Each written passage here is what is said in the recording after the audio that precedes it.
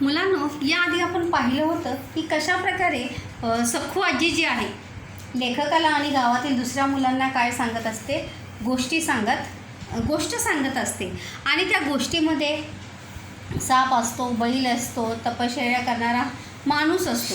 तर त्यांच्यावर काय काय परिणाम झाला ते सुद्धा आपण लास्ट पॅरेग्राफमध्ये लास्ट पीरियड में हमने देखा था की शेतात एक साप होता. त्याचा झालेला बदल काय, शेतात एक साप होता त्याचा काय झालेला आहे,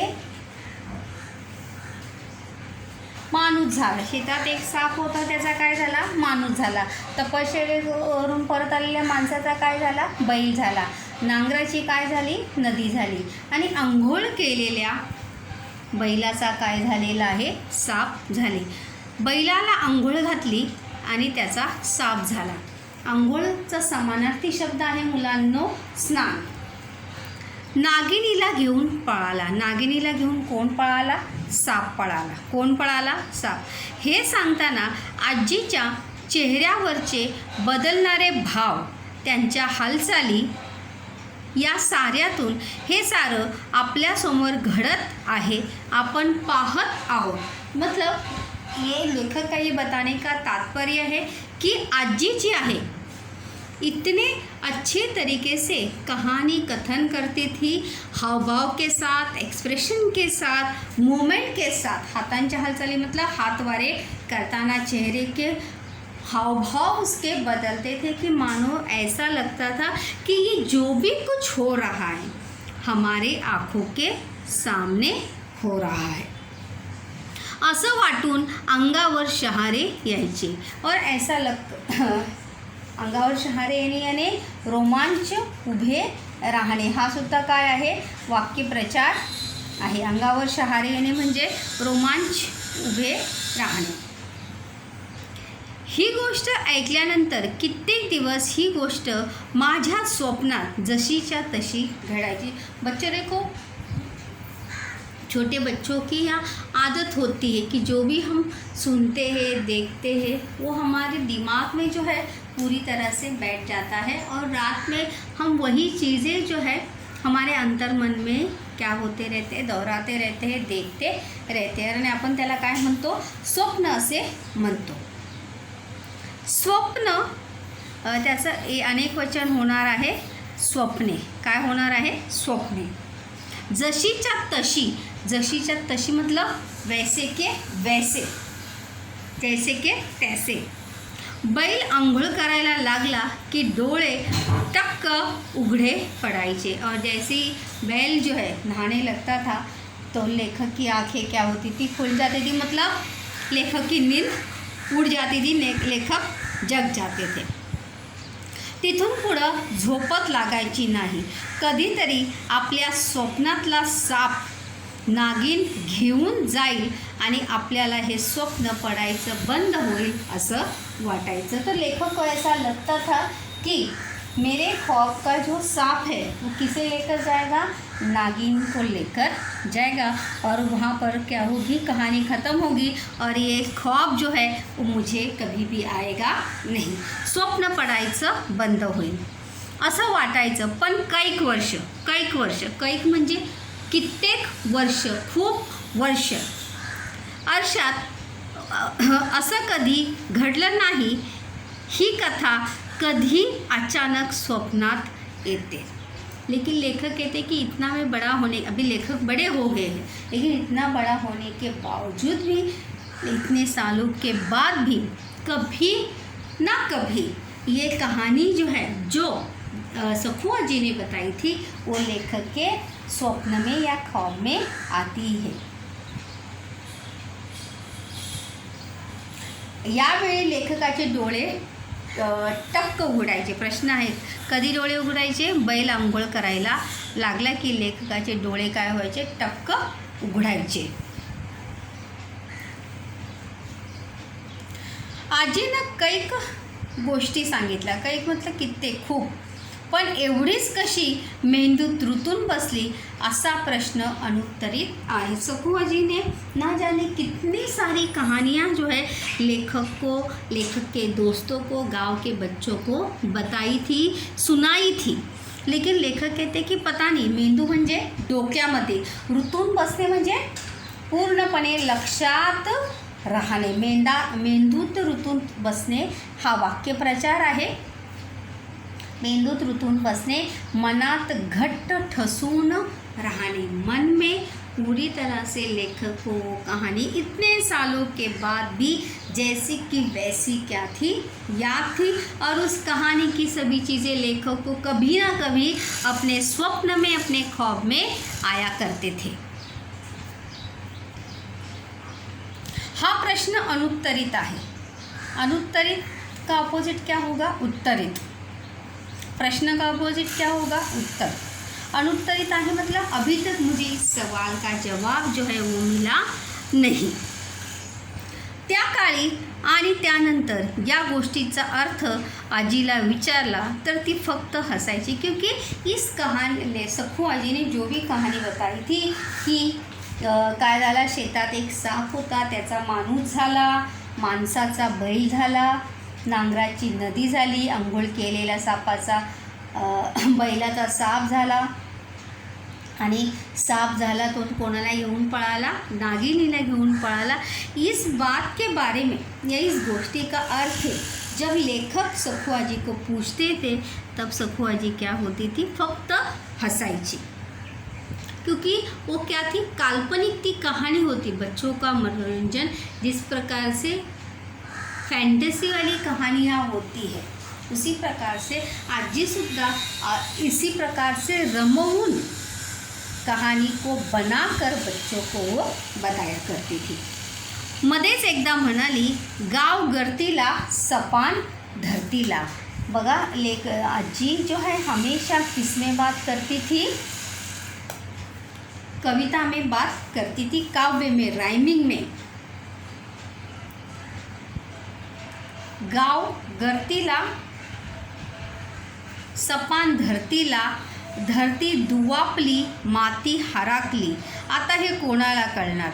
नंतर म्हातारीला काहीच विचारलं नाही. मतलब जब लेखक ने कहानी का अर्थ पूछा तो सखुआजी ने सिर्फ हंसते हुए जवाब, हंसी थी, लेखक की सवाल का जवाब नहीं दिया, बल्कि क्या बताया था. और जिसने जो जवाब उसने दिया था, जो बात उसने बोली थी, उसका अर्थ भी लेखक को पता नहीं था. अर्थ बघा त्याचा आहे, गाव गर्तीला.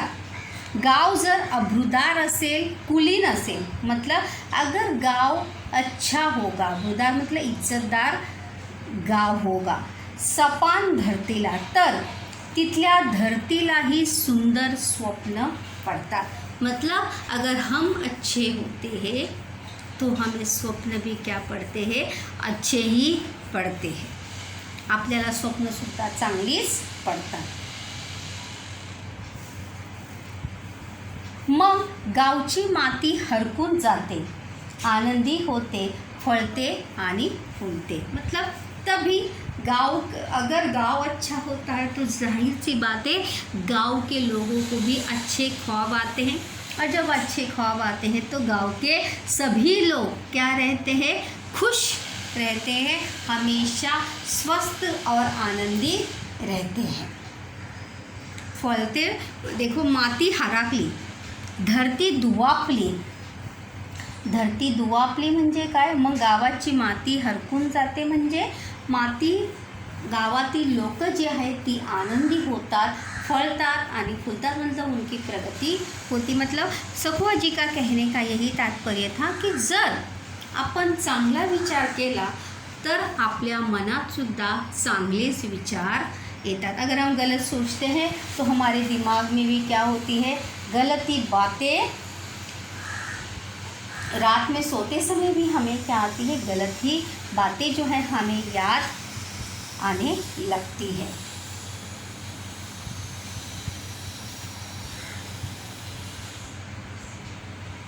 त्यानंतर पुढे पाहूया मुलांनो.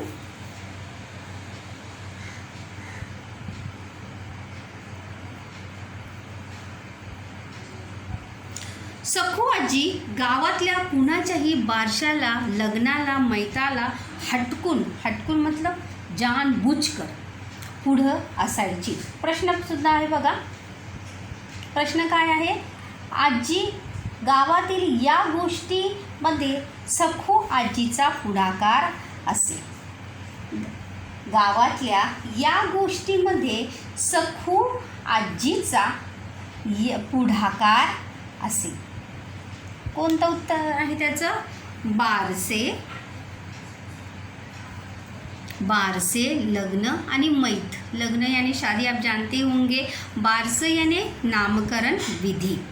मैत यानी किसी का मृत्यु होने पर. ये 3 चीज़ों पर या 3 कार्यक्रमों पर हमेशा सखू आजी वहाँ पर उपस्थित रहती थी. प्रश्न पण आहे, गावातील या गोष्टींमध्ये सखू आजीचा पुढाकार असे. याचं 3 उत्तर आहे. बारसं, लग्न आणि मयत. हटकून मतलब जानबूझकर पुढं असायची, हमेशा आगेही रहती थी. सगळं तिच्या म्हणण्यानुसार चालायचं. उस कार्यक्रम में जो भी विधि होते थे, जो भी कुछ होता था, वो किसके अनुसार होता था? सखू आजी के कहने अनुसार होता था. जैसे जैसे वो बोलती थी वैसे वैसे सब करते थे. तिच्या शब्दाला चॅलेंज नसायचं. मतलब उसकी बात को कोई नकारता नहीं था. यह शब्दाला मतलब उसके शब्द को, उसकी बात को इतना मान था, सम्मान था कि गांव का हर एक व्यक्ति उसकी बात या जो भी वो बोलती थी उस बात को क्या करते थे? स्वीकार करते थे, मानते थे. म्हणून तर बोललेलं आहे तिच्या शब्दाला चॅलेंज नसायचं. गावातल्या बापई माणसात ती एकदम बरोबरीनं वावरायची. बापई माणूस मतलब पुरुष माणसं, जेंट्स.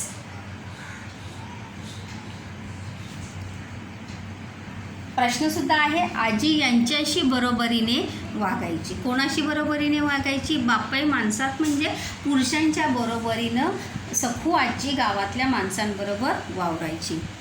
एकदा गावच्या लक्ष्मीची जत्रा ठरली. लक्ष्मी म्हणजे गावातील जे देवीचं, लक्ष्मी मातेचं जे मंदिर आहे त्या लक्ष्मी देवीची काय होती? जत्रा, यात्रा, जो मेला होता है वो.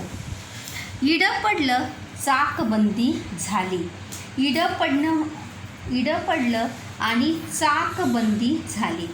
इडं पडणे म्हणजे वेढा पडणे आणि चाकबंदी होणे म्हणजे बैलगाड़ियाँ न चालवने. आपको याद होगा, यहाँ आपके गांव में वगैरह देखो मेला वगैरह होता है तो वहाँ पर देखो बैलगाड़ियों का कंपटीशन होता है. बैलगाड्यांच्या काय होतात? शर्यती लागतात. तो जब चाकबंदी झाली तेव्हा बैलगाड्या न चलाने पर क्या आया था? बैलगाड़ी नहीं चला सकते ऐसा बैन लगा था. इडं पडले म्हणजे वेढा पडणे. वाक्यप्रचार पण आहे, इडं पडणे, वेढा पडणे. अशात गावातली वस्तू बाहेर जाऊ द्यायची नाही असा नियम. और ऐसे में नियम क्या था कि गावातील कोणतीही वस्तू बाहेर जाऊ द्यायची नाही. नियम का समानार्थी शब्द काय होगा? पद्धत. अशात सातबा घोरपड्याचा पोरगा वावग वागला. घोरपडे हे काय आहे? सातबा घोरपडे हे एक व्यक्ती का क्या आहे? नाम आहे बच्चो. काय आहे? एका माणसाचं नाव आहे ते. सातबा घोरपडे हे माणसाचं नाव आहे. गावामध्ये लक्ष्मीची जत्रा ठरली तेव्हा काय झालं मुलांनो? इडं पडलं आणि चाकबंदी झाली. काय झाली? इडं पडलं आणि चाकबंदी झाली. गावच्या जत्रेचं नाव काय आहे? लक्ष्मीची जत्रा. आणि नियम काय होता जत्रेचा? नियम काय होता? प्रश्न पण आहे. नियम काय होता का जत्रेचा? की गावातली वस्तू बाहेर जाऊ द्यायची नाही. अशात सातबा घोरपड्याचा पोरगा वावग वागणे म्हणजे वेगळे वागणे, अलग बर्ताव करना. गाव बैठक बसली. पंच म्हणाले. पंच यानी जो 5 लोग होते हैं जो गांव के गांव में घटी हुई घटनाओं के बारे में अपना फैसला सुनाते हैं त्यांना काय म्हणतात? पंच म्हणतात. काय म्हणतात? पंच म्हणतात. पंच म्हणाले, रिवाजानुसार साधवाच्या पोराला दंड करा. रिवाज यानी क्या? नियम. सगळ्यांनी माना डोलावल्या. पंचों ने क्या निर्णय बताया था कि साधवाच्या पोराला दंड करास किंवा उसे सजा जो है वो होनी चाहिए. सगळ्यांनी माना डोलवल्या. माना डोलवल्या मतलब सभी ने अपनी हामी वहाँ पर भर दी. निर्णय फायनल. एवढ्यात म्हातारी उठली, म्हणाली, पोरग मांडीवर घाण करते म्हणून मांडी कापता वही गा. पोरग मांडीवर घाण करते मतलब अगर छोटा बच्चा गोद में अगर शी या सू करता है तो हम अपनी गोद जो है, मांडी जो है वो काट देते हैं क्या? नहीं, उसे क्या करते हैं? साफ करते हैं. तो उसी प्रकार से अगर उसने एक गलती की है तो उसके एक गलती की इतनी बड़ी सज़ा या उसे इतना बड़ा दंड जो है वो देना नहीं चाहिए. प्रश्नसुद्धा आहे इथे बघा. आजीने याचा दंड माफ केला. कोणाचा? साधवाच्या पोराचा. साधवा घोरपडे हे त्या माणसाचं काय आहे मुलांनो? नाव आहे त्या माणसाचं. सगळे टाळा पगळून बघाय लागले. टाळ पगळून मतलब एक टक. टाळ पगळून बघणे मतलब वासून देखणे, वासून पाहणे, आश्चर्य वाटणे. मतलब सखू आजीचं हे बोलणं ऐकून सगळेजण सगळे टाळा पगळून बघायला लागले. म्हणजे सभी लोग आश्चर्य होकर देखने लगे की सखू आजी काय म्हणले. बोलायचं काय? शेवटी सगळे उठले. क्योंकि सखू आजी के सामने कोई भी मतलब सखू आजीचा निर्णय काय होता? फाइनल होता. सखू आजी के सामने कोई भी व्यक्ति उसके निर्णय का या उसने जो बात रखी है उस बात का विरोध करने की क्षमता या ताकत किसी में भी नहीं थी. बोलायचं काय? शेवटी सगळे उठले. बोलायचं काय आहे? प्रश्नार्थी वाक्य आहे. शेवटी सगळे उठले. आपापल्या घराच्या वाटेला लागले और वहाँ पर सभी लोग उठ गए आणि सगळेजण प्रत्येकजण आपापल्या घराच्या दिशेने जे आहे ते चालू लागले. इथे दुसरा एक प्रश्न मुलांना येऊ शकतो. साधवाच्या पोराला कोणी काहीच बोललं नाही. म्हातारीची गावाला भीती होती. मतलब गांव के लोग सखू आजी का इतना सम्मान करते थे कि साधवाच्या पोराला गांव का कोई भी व्यक्ति जो है वो कुछ भी बोला नहीं. इतके गांव के लोग जो है सखू आजी के बात का सम्मान या मान रखते थे. एवढा मान जो आहे तो सखू आजीच्या बोलण्याला या उसके निर्णय को था. गांव के सभी लोग सखू आजी के निर्णय का क्या करते थे? मान और सम्मान वहाँ पर करते थे. आणि त्याचबरोबर म्हातारीची गावाला काय होती? भीती होती. मतलब सखू आजी ऐसा उत्तर देती थी या ऐसा प्रत्युत्तर देती थी, ऐसी बात कहती थी कि उसके बाद का या उसके प्रत्युत्तर का गांव के लोगों के पास जवाब नहीं होता था. म्हणूनच गावातील सगळी लोक सखू आजीला घाबरून आपापल्या घरी निघून गेली. इथे मुलांनो अजून एक स्वमताचा प्रश्न मुलांना येऊ शकतो की सखू आजी व तुमची आजी यांच्या स्वभावातील साम्य स्थळे शोधून लिहा. मतलब आपकी दादी और सखू आजी इन दोनों के स्वभावों में आपको क्या समानता देखने को मिलती है? वो समानता जो है वो आपको वहाँ पर लिखनी है. त्यानंतर अजून एक प्रश्न येऊ शकतो की सखू आजीच्या व्यक्तिमत्व विशेषापैकी तुम्हाला भावलेल्या कोणत्याही 2 विशेषांचे सकारण स्पष्टीकरण करा। मतलब सखू आजी में जो क्वालिटीज थी, जे सखू आजीमध्ये जे गुण होते, त्या गुणांपैकी कोणता गुण सर्वात जास्त तुम्हाला आवडला, इस बात का स्पष्टीकरण आपको उदाहरण के द्वारा लिखना है। सखू आजीमध्ये कोणते गुण होते बघा? प्रामाणिकपणा, खरे बोलण्याची हिम्मत, त्यानंतर करारीपणा। करारीपणा मतलब किसी के भी सामने बोलने की क्षमता जो है वो किसके अंदर थी? सखू आजीमध्ये होती। आणि भले उसके खून के रिश्तेदार कोणी नव्हते, तिला नातेवाईक कोणी होते का सखू आजीला? कोणीच नव्हते, तरीसुद्धा ती संपूर्ण गावाची काय होती? आजी होती। त्यानंतर अजून एक प्रश्न स्वमताचा लिहू शकतो की बदलत्या किंवा तुम्हाला सखू आजीविषयी, सखू आजीने सातबाच्या पोराच्या विषयी जो निर्णय सांगितला, त्या निर्णयाविषयी तुम्हाला काय वाटते किंवा तुमचे मत तुम्ही या उतार्याच्या आधारे किंवा या पाठाच्या आधारे लिहा की सातबा घोरपडेच्या मुलाचा दंड सखू आजीने कशा प्रकारे माफ केला, हे तुम्ही तुमच्या शब्दात शब्दबद्ध करा। किंवा सखू आजी लेखकाला, सखू आजीच्या दुसरा एक प्रश्न बघा, लेखकाला इतक्या वर्षानंतर सुद्धा सखू आजीने सांगितलेल्या गोष्टी किंवा कथा ज्या आहेत ते अजूनही लेखकाच्या काय आहेत? लक्षात आहेत। लेखक अभी भी उन कहानियों को, कथाओं को जो है लेखक अभी तक भूल पाए नहीं है। तर और इतना लेखक को याद है कि इतना समय होने के बाद, हमने शुरुआत में ही देखा था की सखू आजी काय झालेली आहे? सखू आजीचा मृत्यू झालेला आहे। लेखकसुद्धा काय झालेले आहेत?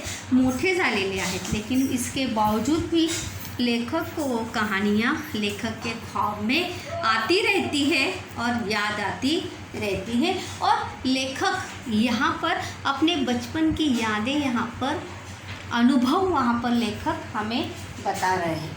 सापचं लिंग बदलून होणार आहे मुलांनो सर्पिन। काय होणार आहे? सर्पिन। र पे प पे देखो रफार आएगा, रफार की मानना। बैलचं काय लिंग बदलून होणार आहे? गाय। नागिनचं नाग आणि पोरगा पोरगी। आजी आजोबा। पोरगाचं काय होणार आहे? पोरगी। आणि आजीचं काय होणार आहे? आजोबा। कभी कभी देखो लिंग पहचानने को भी आते हैं और लिंग बदली करने को भी आते हैं। तर अशा प्रकारे आपण या पार्टमध्ये पाहिलेलं आहे की कशा प्रकारे करारी स्वभावामुळे, करारी मतलब सभी के सामने बोलने की क्षमता रखने वाली या चित्रामध्ये जी दिसते ती काय आहे? सखू आजी आहे। आणि कशा प्रकारे गांव के पंचों ने जो निर्णय लिया था, उस पंचों के निर्णय को भी खारिज करते हुए सखू आजी ने, मतलब गलती करने के बाद उस व्यक्ति को, सखू आजी ने वहाँ पर एक उदाहरण दिया था कि पोरग मांडीवर, यहाँ पर देखो उसने उदाहरण दिया था कि पोरग मांडीवर घाण करते म्हणून मांडी कापता होएगा। मतलब बच्चा अगर गोद में शी और सू करता है तो हम गोद या मांडी कापून टाकतो का? नहीं। तो उसी प्रकार से अगर उससे गलती हुई है तो उसे गांव से निकालने से या उसे बड़ा दंड देने से अच्छा है कि उसे सुधारने का एक अवसर या एक मौका आपको देना चाहिए।